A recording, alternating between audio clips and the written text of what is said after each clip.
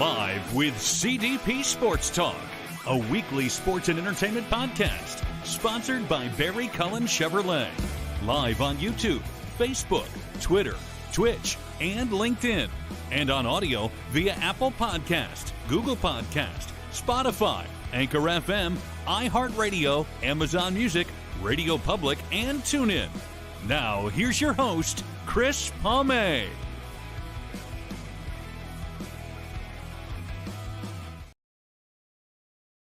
Good afternoon, everybody. Welcome to Season 5, Episode 46 of Live with CDP Sports Talk, brought to you by Barry Cullen Chevrolet at 905 Woodlawn Road West in the Guelph Auto Mall. Check out barrycullen.com for the newest selection of new and pre-owned GM vehicles, or give them a call at 519-824-0210, or you can email them at info@barrycullen.com as well. And also, guys, you're listening to this podcast show on radio station WQEE 99.1 FM, The Key in Metro Atlanta as well, weeknights at 8 o'clock as well. Guys, I'm looking forward to my guest today. It's his third appearance on my show. His name is Mike Hogan. He's the communications manager and the longtime play-by-play radio voice of the defending 2022 CFL Grey Cup champion Toronto Argonauts. I'm looking forward to speaking to Mike today about the last year's team and also previewing the 2023 Argonauts team. Good afternoon, Mike. How you doing? Great to be on the show, Chris. Thank you. Well, thank you so much for doing this again. I really appreciate it. Pleasure's all mine. Glad to do it. Busy time of the year for you right now with training camp starting up in a couple weeks. Yeah, back in Guelph in the rookies on the 10th of May, and then the vets, everybody will be out on the field on the 15th. So, yeah, that time of year and busy, as you mentioned, the regular season not too far around the corner either. And, it's our 150th anniversary this year. For those who don't know, we're the oldest football team, oldest sports team in North America, and celebrating 150 this year. And lots of bells and whistles to come. We'll have some more announcements about exactly what we're doing in a couple of weeks. Okay, well, you just answered one of my questions I was going to ask you later, but I'll ask part of it. But what do Argonaut fans, season ticket holders, and just the regular fans really have to look forward to this year for the 150th anniversary of the franchise? And also, are they going to be honoring the 40th anniversary of the '83 Grey Cup team as well, possibly? Possibly. We're hoping that they get a game.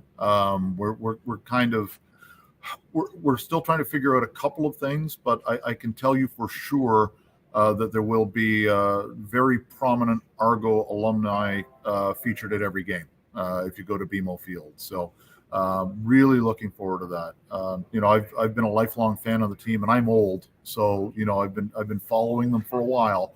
But to see some of my heroes when I was in public school and in high school and in college coming back and have had so many great contributions to Argonaut football. I can't wait to honor them and the teams, and also to educate some of the people who don't know history at all of the Toronto Argonauts. I mean, it goes back to 1873. There's been a lot of stories that have been lost over time, and I think we've done a good job digging out some of those stories that have gotten lost over the years, some of those players that have gotten lost or forgotten over the years, and try to bring them back to life and help celebrate a franchise that has a history as storied as any other in sport. And I don't know if you know or are aware of this, but I've become a first-time season ticket holder of the team this year as well. Thank you, sir. Well, I'm glad to do it. I had such a great time last year, and everybody made you feel like family. I had people come up to me say, "Hey, I know who you are from your podcast show," and it's really, like you said, it's called like the Argos family, and it was just such a great experience last year. It's funny because in Toronto, and we're seeing it right now, obviously, with the Leafs in the playoffs, and when the Raptors, unfortunately, it ended early for them this year. But the city gets swept up with them. The Blue Jays are off to a quick start. TFC's got a really diehard core of fans. We kind of get lost sometimes. So we have a really hardcore fan base that really treats each other like family. And, our job is to extend and expand upon that core of diehards. But if you're an Argo fan, you really are an Argo fan, and you take ownership. So the people like yourself and Ben Grant and ArgoFans.com, the guys that put the podcasts out there, they're embraced because people appreciate what they're doing. We've had so many people on your show because we appreciate that you're spreading the Argo gospel, and Argo fans are going to recognize you for that. And definitely, and one of my friends and a season ticket holder, Nick Small, it looks like we're going to do our Twitter audio show, the Argo Bounce, again this year as well. And I thought it was great last year, having guys like yourself and Rick Zamperin and Ben Grant and people around the CFL for coming on the league. And that's what I love about this league, Mike. It's a fans and media league, and I have been given so many opportunities that I most likely wouldn't have gotten with the National Football League team. Here's one of the different. There are a lot of differences, obviously, between the NFL and the CFL, and we can get into the discussion of players' ability or rules, and I think that there are pros and cons in each league. Although, from a fan perspective, I can't think of an NFL rule that's better than the CFL alternative in terms of motion and size of field and size of end zone and motion and the fair catch and all of that stuff. I just think the rules are more fan friendly in the Canadian Football League. But if you want to compare championship games, the Super Bowl is a spectacle. I've been to Super Bowls. I love them. I'm a fan of the NFL like I'm a fan of the CFL and a fan of NCAA football and a fan of U Sports. I love the sport and can sit down and watch an Eagles game. I'm a long-suffering Eagles fan, but I can sit down and watch an Eagles game as quickly as I could an Argos fan before I was working for the team. An Argos game, I just want to see a good football game. So I'm not saying one's better than the other. I like them equally. No. But when you look at the spectacle of the Super Bowl, it's huge. It's fantastic. It's big. It's bigger than life. It's one of the biggest sporting events in the world. If you're a fan, try getting to an event, Super Bowl week. You can't. If you go to a Grey Cup, you go to Spirit of Edmonton or one of the other rooms, you end up drinking with some of the current players and some Hall of Fame players because they come back and mingle with the fans. And I think that's the people who experience that. Once you kind of get that flavor of what the league's all about, you really can get hooked in a hurry. And that's our diehard fan base. They've met most of their heroes. They may have Pinball Clemens autographed 50 times, but they still want to get it every time they see him. That's just what this league is all about. It ain't the NFL in a lot of ways, but in a lot of ways, it's a lot better. Yeah. I'm hoping to meet two alumni this year, Terry Greer and Cedric Mentor. They're two of my favorite all-time Argonauts. So hang on. At my desk, autographed Terry Greer photo. So awesome. I have to get his jersey. I have to get a Terry Greer. Other than Doug Flutie, I think Terry Greer is the best player of my lifetime watching Argo football for 52 years, whatever it's been. Terry Greer, the first guy to win a Grey Cup ring and a Super Bowl ring, the first pro football player to have a 2,000-yard receiving year in 16 games. He was just dynamite. He had everything. He had size, speed, smarts, hands, just a complete package. And Cedric Minter, for those who may not remember, scored the winning touchdown for the Argos in the 83 Grey Cup, breaking a 31-year drought when they beat the Lions in Vancouver. It was just for our long-suffering Argo fans. I hadn't been that long-suffering because I was still in college at the time, but man, what a sweet, sweet, sweet day. I guess I've been spoiled because for 31 years, no Grey Cups, and then in the last 40 out of my 50 years, the Argonauts have won the Grey Cup 8 times, and they haven't lost a Grey Cup since 1987. I believe they've won 7 in a row, which is a CFL record. Pinball Clemens and Danny Webb, the equipment manager, are both 7-0 in their Grey Cup careers. I guess Danny lost one in 87. He started in 85. But Pinball, 7 Grey Cup appearances, 7 wins, and you're right. The first time a CFL team has won 7 Grey Cups, or even go back before the CFL, whether it be one of the rugby football leagues or one of the offset leagues competing for the Canadian Football Championship at the time. It's never been done 7 times in a row until November 20th, 2022. Before I get to some questions, Mike, one thing I wanted to bring up with you is the Argonauts have won some Grey Cups lately, but they haven't been able to capitalize on better seasons. Do you feel this team is better prepared to be more competitive after their Grey Cup win last year? And also, do you think they can try to get that crowd that was at the Eastern Final? I brought my nephew to his first CFL game. He loved it. He loved the experience, and there was 21,000 fans there. Do you think this team is now in a position where they can capitalize on that Grey Cup and start building the fan base up at the home games?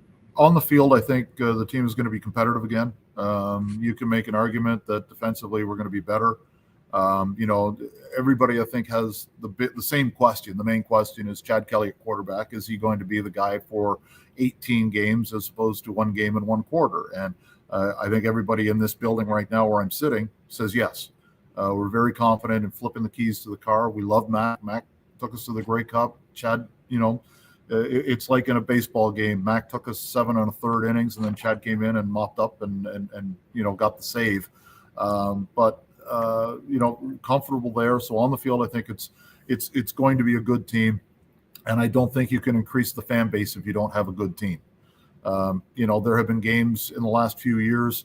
There was a big C&E crowd came out in 2018-ish, and the team laid an egg. 2019, it was like 40-0 against Edmonton. Just a smash mouth game.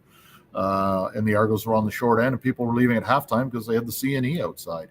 That can't happen. So in terms of growing the fan base, yes, we'll have more. I can guarantee you we will have more people in the seats this year than last year. Our paid attendance is going to go up this year. We can basically guarantee that now between not only the increase in season ticket sales that we've seen, but also with 150, we've got a couple of special events planned, including the home opener against Hamilton, where the Grey Cup banner will be unfurled. There's not an Argo fan that doesn't want to be a part of that. So we're hoping that's a big crowd, especially with the influx of people from down the QEW. But I think this season people are starting to get it, like your nephew. Hopefully he had such a good time at the Eastern Final, he wants to come back. And, that's the challenge that we have, because I have very rarely heard in the last last couple of years since pinball took over. And the team has been more competitive. I haven't heard anybody say, boy, I had a lousy time at your game last night. Like even if the team has a little bit of blows a tire on the field, people are still having a better time because of what we've been doing in the stands in terms of game operations. So, I think I can guarantee we're going to have more people in the stands this year, and I hope more people will climb aboard and watch this team try to go back-to-back for the first time since 96, 97. And I also think having stability with the ownership and management also helps as well with recruiting players, either signing free agents or keeping the core together as well. No question. Our front office is the same. Our general manager, our assistant general manager, they're the same. The coaching staff is absolutely 100% intact from a year ago. That never happens in pro sports, especially after a team wins a Grey Cup. This coaching staff is tight. They've kind of cross-pollinated where I think everybody had coached with somebody else or been a teammate of somebody else at some time, at some point in their career. Like obviously there's a strong Calgary connection, but it's outside of that as well. So 100%. Like this team last year did not hit training camp at full steam, right? Because you had a new defensive coordinator, new special teams coordinator. Ryan Dinwiddie had taken over the offensive coordinator's job as well as being the head coach. There were a lot of changes, and still this team had, its worst game of the season, second game of the season, I think, in BC. That was really, there were two maybe bad games all year from an Argo perspective in BC and in Calgary. Aside from that, the games, even the ones that the Argos lost, were competitive. And again, on the field, if you can get that, you got a better chance of getting people in the seats. Absolutely. And since I have you on here, Mike, obviously we know McLeod Bethel Thompson went with New Orleans to the USFL. Chad Kelly obviously has the talent and the athleticism to be a starter quarterback. But what I wanted to ask you about is how much will this Argonaut team miss Thompson's leadership, which he's given to the franchise the past 5 years? If this team didn't have as many veterans as it does, I think you could make a strong case for that. if the quarterback that's replacing him didn't have a strong personality and the respect of his teammates, I think you could make that. Chad's a vocal guy. He's going to take that mantle from McLeod, who is also a vocal leader. Offensively, you've got Andrew Harris. You've got, I think Curly Gittins is more comfortable now. Davaris Daniels, Dariusz Bladek is a leader in terms of being a vocal guy. Defensively, you've got, you start with Enoch Mwamba, and it goes on and on and on of the number of veterans who are coming back. Wynton McManus, can be that guy as well. They're not lacking for leadership. Other guys have come in. Jordan Williams has come in. When we had our conversation, he was the first overall pick a couple of years ago from BC. The Argos acquired him for the number 9 pick in the draft this year because he wanted to come east. Had nothing to do with the Lions. So the Argos were just willing to pay the price for him. He said, I want to pick up some of the leadership void. So, guys want to take over that role. So will Mac be missed? Absolutely, on and off the field. But, football and most sports are like this, but maybe football, because of the number of players and the number of injuries, it's a next man up mentality. And Mac is gone. This is Chad Kelly's team now, and I think everybody in this office is confident that Chad Kelly can lead us to another Grey Cup. Okay. Right now, you guys have 4 guys on your roster. How many quarterbacks is this team going to carry during the season? 3 and then 1 on the practice roster?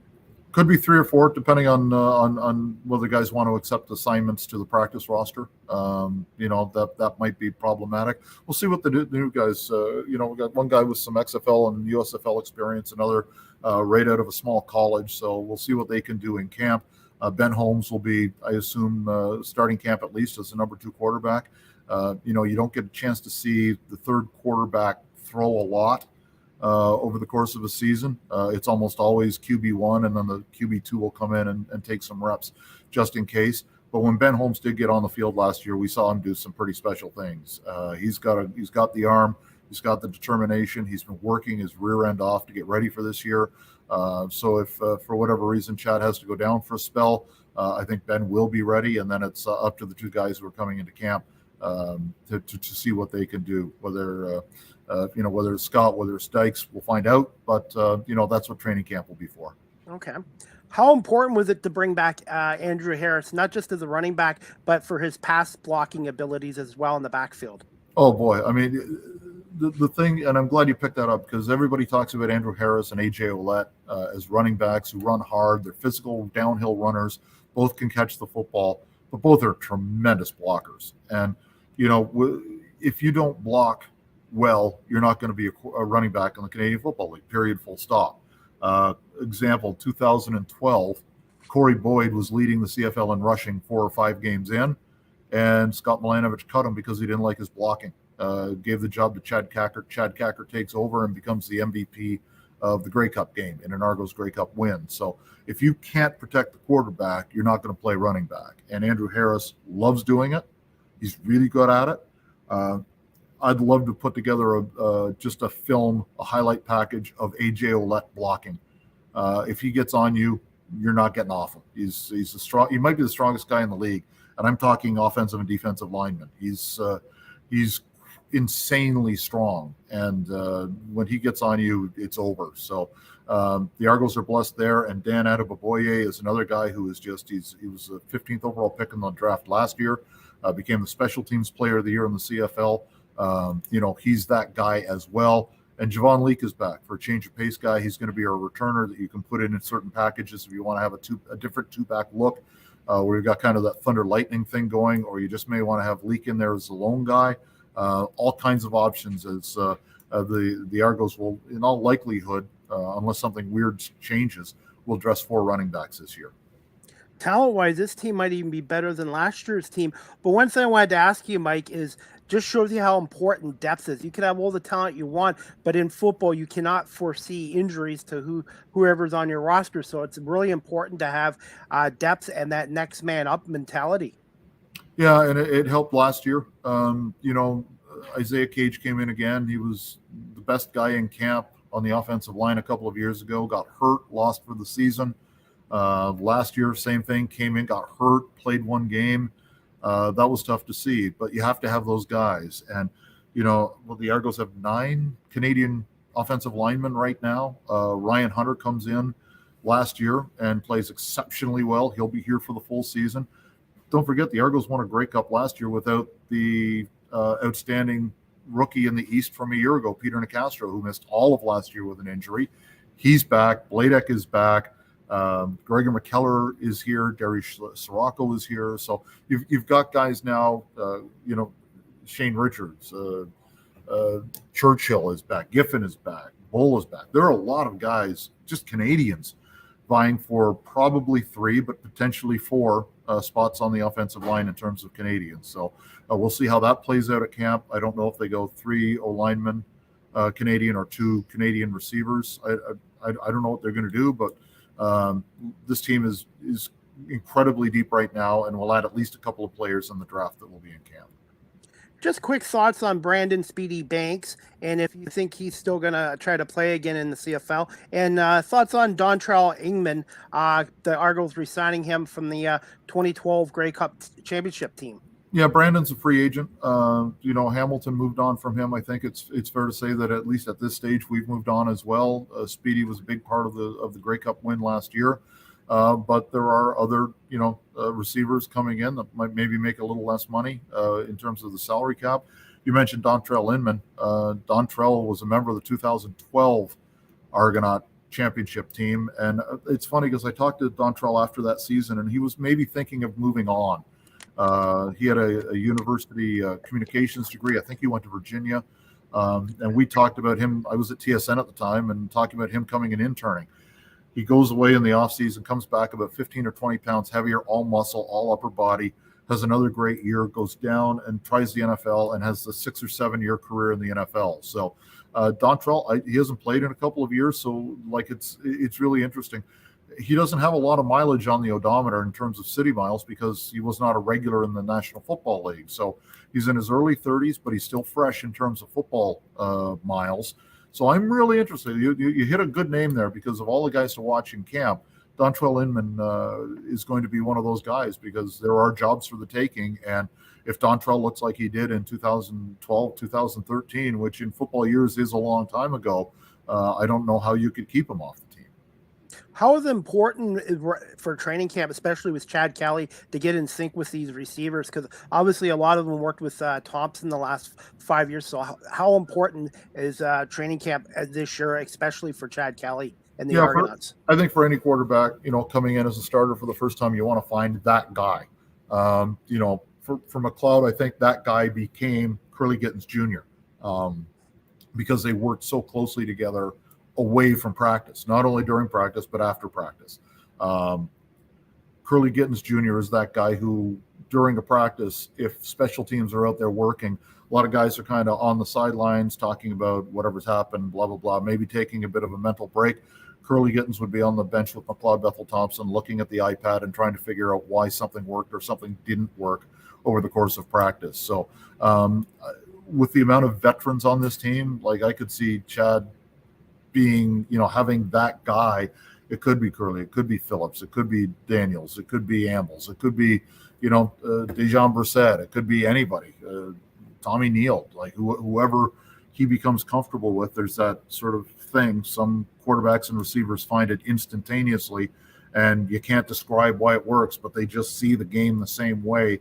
They see the defensive coverages exactly the same way. And, if Chad can find his guy, that becomes a huge thing for him, and he's got that comfort blanket, as it were, knowing where that specific receiver is going to be and trusting that he's open. Okay, I just have 2 more quick questions I want to ask you, Mike, because I want to get you out of here before the 30 minutes is up.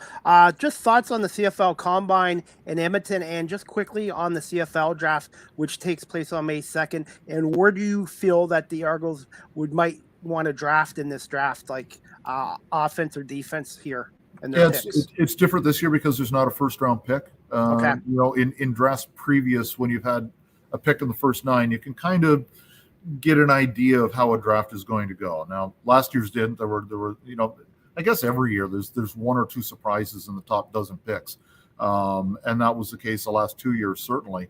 The Argos not picking till 17 this year, so there are so many variables, especially with trying to figure out if a team is going to take a chance on a guy who is going to be a fringe NFL player. Like, you're not going to, take Bergeron or Sidney Brown in the first couple of rounds of the CFL draft, because you may not ever see them. But those guys who are the borderline guys, that's when the second round is maybe when you take a chance.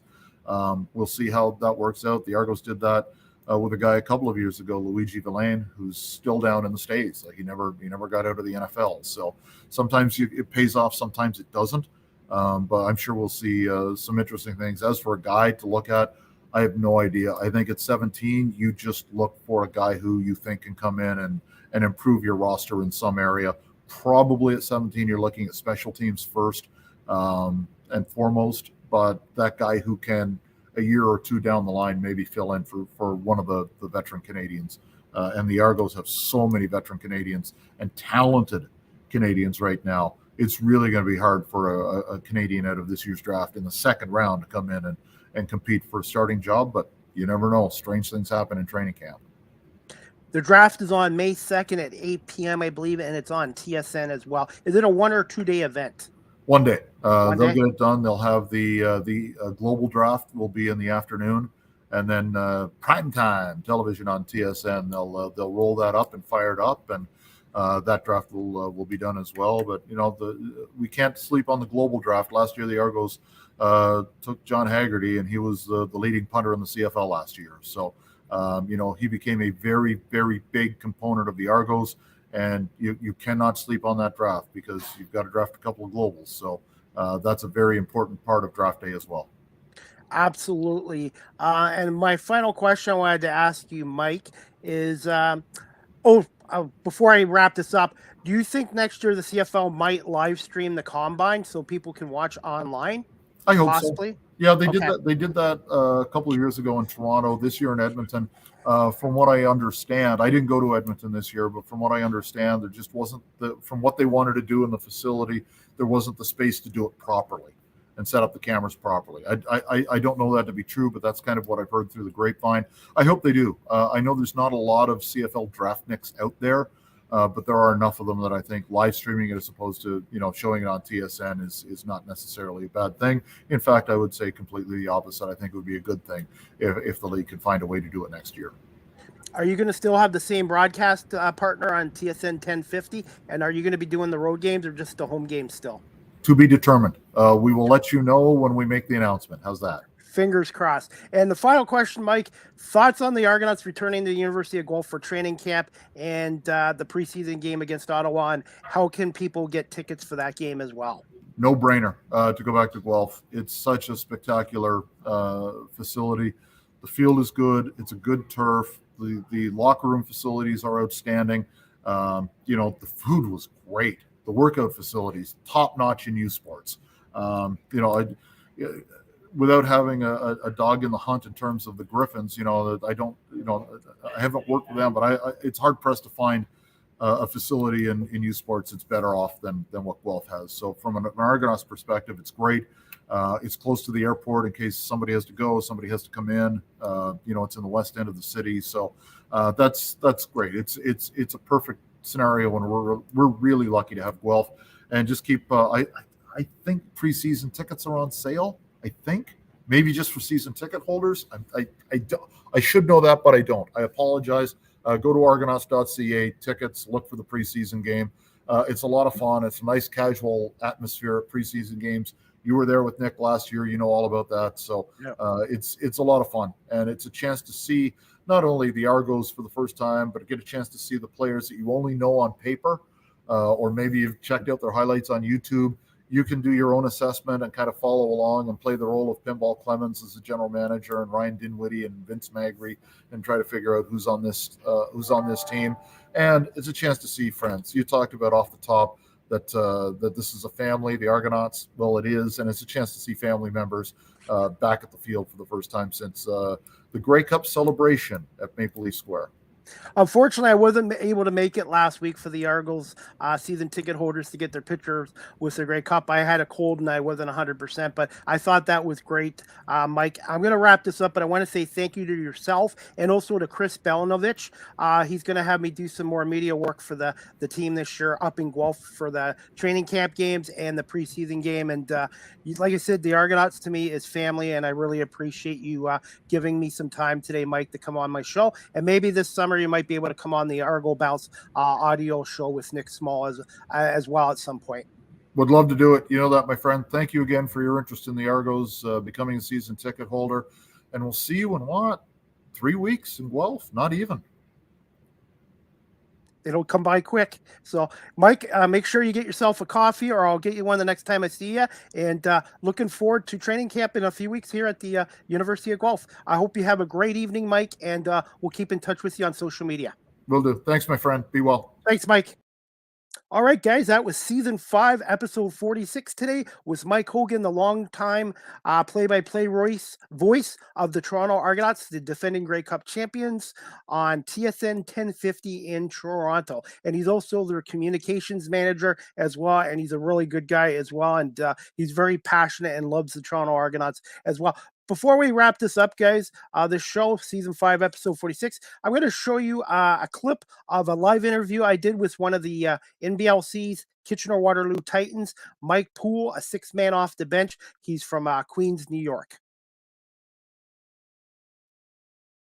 Tommy here at the Kitchener Memorial Auditorium after the Kitchener-Waterloo Titans defeated the Windsor Express 113-91 here at the Odd tonight. And with me is Mike Poole from the Kitchener-Waterloo Titans. Mike, thoughts on this victory tonight over the Windsor Express? It was a game we needed, and we playing them back-to-back. We try to have a playoff mentality right now. We're trying to finish the season the best way we can. So today was the start of something we're trying to carry over this game and try to push and finish the season on a high note. What adjustments did you make in that second half? I'm just keyed in on what they did in the first half. They made a lot of threes in the first half. We just wanted to take away their threes and try to make them play tough too, just like every other team we try to play against them. We took away their threes in the second half, and we had a great job. We did a great job stopping them from scoring. To me, as a media member, you guys looked really hungry there. And defensively in the second half, you forced a lot of turnovers too. Yes, we keyed on defense. That's where we start. We try to hang our heads on defense. And today was a day where we took leaps forward defensively, and we want to just carry that over for the rest of the season. But we key in every day in practice on defense against stops. You guys are 6-11 on the year, and everyone will judge a team on a record. But to me, I think you guys are much better than a 6-11 team as far as I'm concerned. We started behind, a month behind. That's no excuse now because we all played 17 games over, but we're 10 games behind every other team. So the start off our season was we were expected to not be on the same level as others, but now finishing, we're trying to show everybody we're just as good or even better than a lot of these teams, and we're going to make a push and make a run for it. How tough is it playing a team twice in less than 24 hours? It's tough because they're making an adjustment, and we should make an adjustment. And winning, they come in with more anger. They come in with more to play for. But we got to go into that game as if we lost. What did you think? What did you think of the fans here tonight at the Odd? I thank them for sticking with us. I know it's been a struggle for the team from last year went to the championship, and I know we haven't been on that same level. But I thank you all the fans that come and keep supporting us because we're gonna keep pushing. We're gonna keep giving them great games, and I'm thankful for them, for the fans who showed up tonight. Thoughts on Cliff Clinkscales, the head coach? He's a great guy. He's a hard worker, and he believes in his group.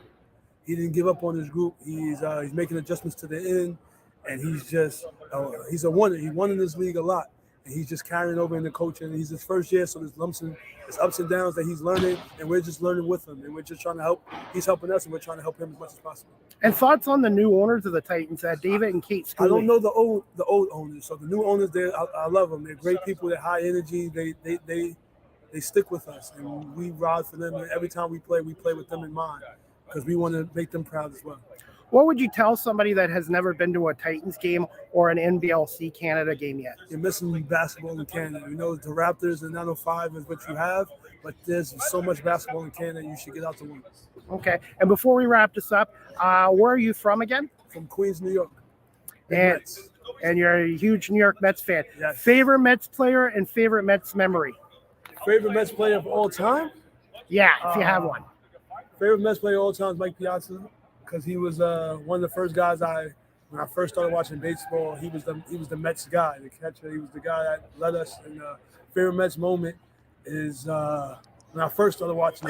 We played the Yankees in 2001 in the Subway Series, World Series, and we lost. But that was like a great for Queens, and everybody loves the Mets in New York, but it gave Queens and it gave us some light, and I love the Mets. How much of an adjustment was it to come over to Canada to play for the Titans? I played in Canada 2 years. I played 3 years in Halifax with the Hurricanes. So coming over wasn't an adjustment. Me and Coach Cliff Kingston, we played there together. He actually helped me get there. So I just wanted to return the favor and show Kitchener what my pool's about. Okay. Quick thoughts on the merge of the basketball league and the NBL of Canada for next year. I don't know much about it, but I'm happy that the league is getting back to more teams. And hopefully I'll be back to see it. Okay, wrap this up. Where can my audience find or follow you on social media? Yeah. On Instagram to come up, but it's actually _poolworld_. Okay, well, all right. Well, Mike, congratulations on the big win tonight, and safe travels to Windsor tomorrow. And I'll be watching on NBLC TV at 2:00 against the Express. Thank you so much, Mike. All right, guys, that clip was courtesy of my YouTube channel. And if you already haven't subscribed, type in Chris Palme or Live with CDP Sports Talk on YouTube as well. And that was Mike Poole, the six-man guard with the Kitchener-Waterloo Titans, a real good guy, huge New York Mets fan from Queens, New York as well. And the Kitchener-Waterloo Titans' next game is tomorrow night at 7:00 at the Kitchener Memorial Auditorium against those London Lightning. If you can't get down to the odd for the game, tickets are available at kwtitans.com, or you guys can watch the game live stream on NBLC TV at 7:00 tomorrow as well. Guys, just to let you know, my next live with CDP Sports Talk, brought to you by Barry Cullen Chevrolet, will be Wednesday, April 26th. I have two shows, 1:00 p.m. Eastern with guest Lee Newton. She's a Nashville recording artist, singer, and songwriter. And at 6:00, I have Mookie Hawkins, a sports director with Power 96.5 FM and WUFO 1080 in Buffalo, New York. And Mookie is also the beat reporter for the Buffalo Bills of the National Football League as well. So if you guys are into country music, I have a show at 1:00 with Lee Newton. And if you're into Buffalo Bills and Buffalo sports, 6:00 tomorrow night with Mookie Hawkins. So I'm really looking forward to doing two podcast shows tomorrow, 1:00 Eastern with Lee Newton, the Nashville recording artist, and at 6:00 again with Mookie Hawkins from Power 96.5 FM, and also with WUFO 1080 and Buffalo, New York as well. Really looking forward to those shows as well, guys. Again, I want to say thank you to my guest, Mike Hogan, for coming on today, the longtime radio play-by-play announcer for the Toronto Argonauts, and also the communications manager for the Toronto Argonauts as well.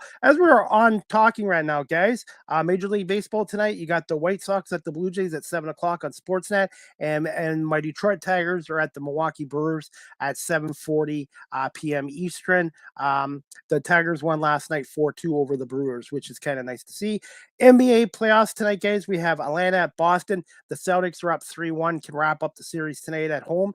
Minnesota at Denver. Denver's up 3-1 in that series. And then the Clippers take on the Phoenix Suns in Phoenix, and Phoenix is up 3-1. So if all the home teams win tonight, those series will be over with as well. And the Lakers won last night over Memphis. Lakers are now up 3-1 and have a chance to eliminate the Grizzlies in Game 5 in Memphis, I believe, tomorrow night. NHL Stanley Cup playoffs tonight, guys. The Islanders at Carolina. Carolina's up 3-1. They can wrap up that series tonight. Minnesota's at Dallas. That series is tied at 2-2. And LA is at Edmonton. Those series are at 2-2 as well. So looking forward to the NBA playoffs tonight and also the Stanley Cup playoffs as well. And, of course, the Leafs won last night 5-4 against Tampa in overtime again. 2 straight losses at home for Tampa Bay, blowing third period leads. They had in Game 3, they were up 3-2 with a minute left. They blew it. lost it in overtime. And then last night they were up 4-1 at home in Tampa Bay, and they let the Leafs get 3 goals to tie it up, and then they lost it in overtime as well. So you got, as much as I hate to say it, you got to give the Leafs credit.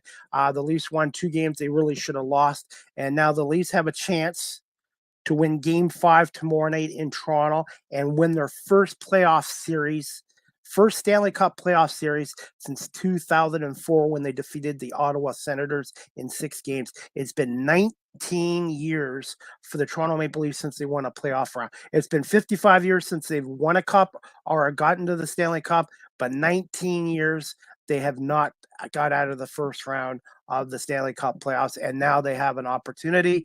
So I'm not counting out the Tampa Bay Lightning, but it looks pretty good for the Leafs, up 3-1 with Game 5 in Toronto tomorrow night as well. As I was talking to Mike Hogan, guys, for tickets for the June 1st CFL Toronto Argonauts preseason game here at the University of Guelph, season ticket members will receive an email with a pre-sale access on Thursday, April 20th at 10 a.m., which has already been done.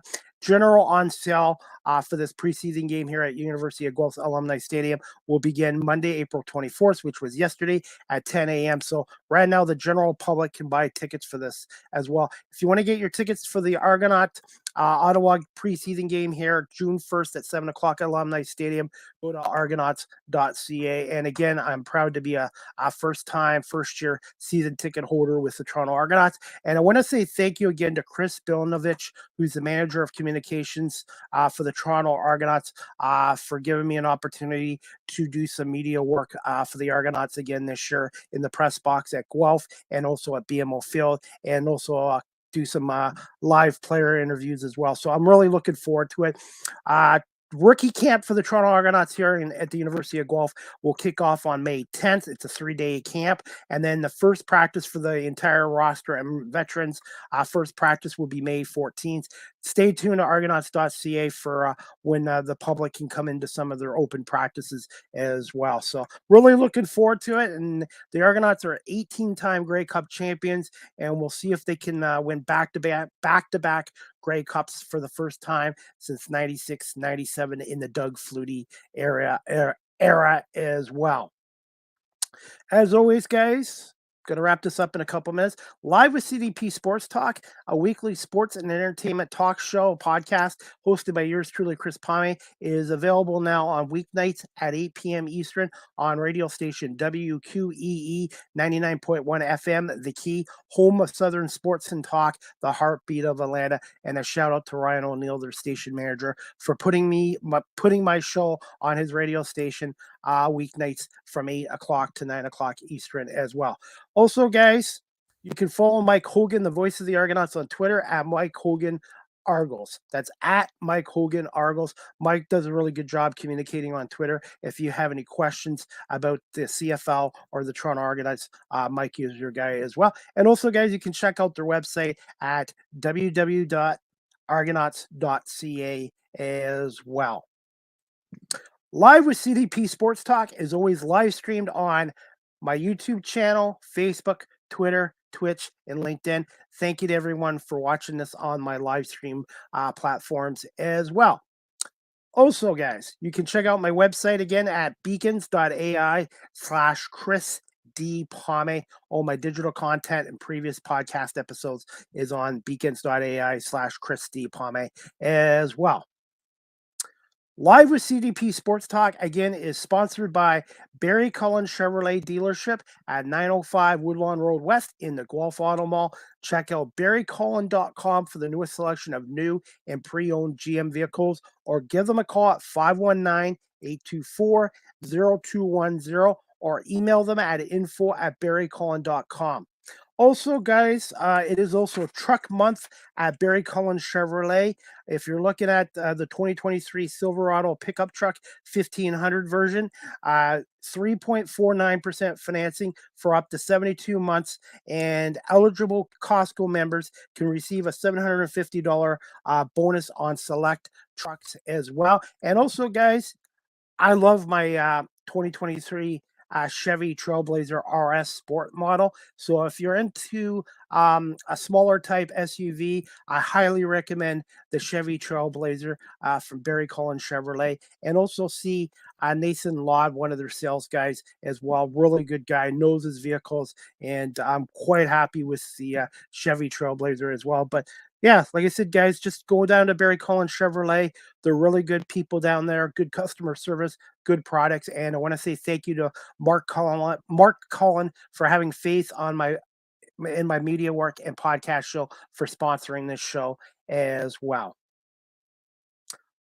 Also, guys, you can follow me on TikTok at Live with CDP. I post a lot of digital content on TikTok, again, at Live with CDP. StreamYard is the official live stream provider of Live with CDP Sports Talk. If you're into webinars or podcasting such as myself, StreamYard I would highly recommend. Live with CDP Sports Talk, again, is produced by CDP Media Productions, yours truly, here in Ontario, 2023. And finally, before we wrap this up, guys, Live with CDP Sports Talk, the audio version is available on iHeartRadio, Amazon Music, Google Podcasts, Anchor FM, Apple Podcasts, Breaker, Pocket Cast, Radio Public, Spotify, Castbox, LinkedIn, Stitcher, and Tuned In. And again, weeknights at 8 o'clock on WQEE 99.1 FM in Metro Atlanta as well. Also, you guys can always email or text Live with CDP Sports Talk at cpalme19@gmail.com, or you can text the show at 519-820-7188. And that's about it, guys. I want to say thank you to everyone watching this live stream today, and also on my audio platforms, and also listening this later on WQEE 99.1 FM. His third appearance on the show, the longtime former Toronto radio personality and the voice of the Argonauts on TSN 1050, and their communications manager, for coming on today and talking some Argonauts football and a little CFL as well. And again, guys, Live with CDP Sports Talk has 2 shows tomorrow again. 1 p.m. Eastern with Lee Newton, a Nashville recording artist and upcoming singer. And at 6 p.m., Mookie Hawkins, the sports director for Power 96.5 FM and WUFO 1080 in Buffalo, for coming on tomorrow. So hopefully you guys can catch both my podcast shows tomorrow again, 1 p.m. Eastern with Lee Newton, 6 p.m. Eastern with Mookie Hawkins. I hope everybody has a great night and enjoys the NBA playoffs and the Stanley Cup playoffs. And we'll see you guys again tomorrow for another live edition of Live with CDP Sports Talk at 1 p.m. with Lee Newton. Have a great afternoon, great evening, everybody. And thanks for watching and tuning in to Live with CDP Sports Talk, brought to you by Barry Cullen Chevrolet.